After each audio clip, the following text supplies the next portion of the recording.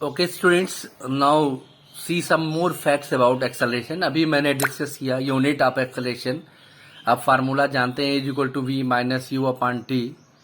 We क्या है आप जानते हैं कि वी और यू ये वेलोसिटी है, इसकी यूनिट होती मीटर पर सेकेंड, और अपॉन सेकेंड से अब आप डिवाइड करेंगे तो आपको मिलेगा metre per second square. That means SI unit of acceleration is metre per second square. इसको दिमाग में रख लें। सीजीएस सिस्टम में यही acceleration centimetre per second square होता है। CGS system means centimetre, gram and second, तो यहाँ मीटर की जगह सेंटीमीटर पर सेकेंड स्क्वायर हो जाएगा। But SI unit is metre per second square, ये आपको दिमाग में रखना है। मैंने पहले ही बताया acceleration is a vector quantity as acceleration has a direction along the direction of change of velocity. क्यों है? अभी मैंने बताया था पहले ही कि एक्सेलरेशन वेक्टर क्वांटिटी है, और वेक्टर क्वांटिटी क्या होती है? जैसे मैग्नीट्यूड के साथ डायरेक्शन भी हो, तो एक्सेलरेशन में मैग्नीट्यूड भी होता है, डायरेक्शन भी होता है। That's why it is called vector quantity. तो एक्सेलरेशन की कुछ प्रॉपर्टी होती है जिसे हमें समझना होगा। एक्सेलरेशन में बी जीरो, निगेटिव और पॉजिटिव। अब कैसे होता है भाई? निगेटिव भी हो सकता है एक्सेलरेशन, जीरो भी हो सकता है और पॉजिटिव भी हो सकता है। कैसे होता है ऐसे समझें।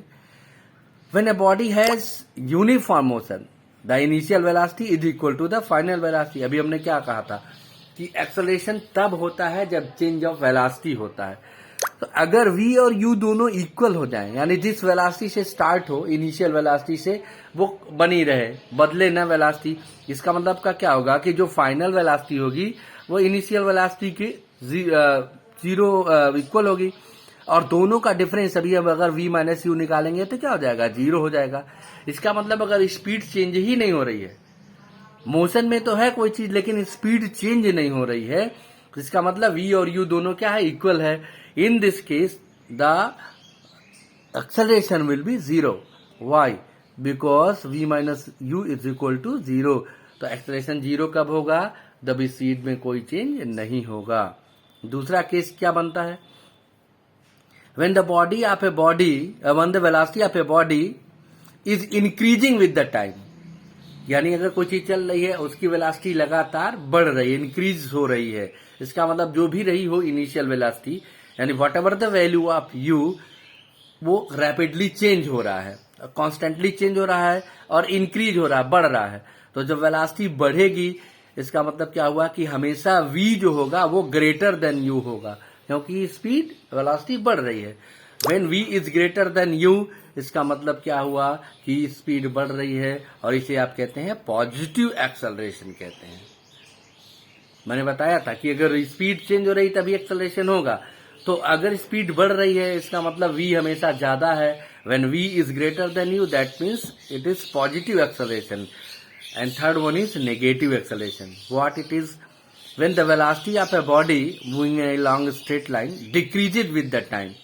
वही मान लीजिए ट्रेन चल रही है, एक स्टेशन से चली और उसको अगले स्टेशन पर रुकना है, तो इस उसमें केस में क्या होगा कि ट्रेन की speed, what ever the initial speed of train, जिस स्पीड से आ रही थी उस स्पीड को बदलना होगा। कैसे बदलेगा? ब्रेक अप्लाई करेंगे।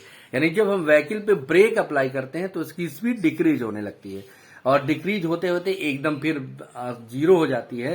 तो इसका मतलब ये क्या हुआ कि व्हेन द स्पीड और वेलोसिटी ऑफ अ व्हीकल और object is decreasing with the respect of time, जब इस केस में क्या होगा कि v is less than zero होगा, तो v कम होगा u से, तब वहां पर डिक्रीजिंग ऑफ स्पीड होगा, वेलोसिटी होगा, और वहां पर निगेटिव एक्सेलरेशन होगा।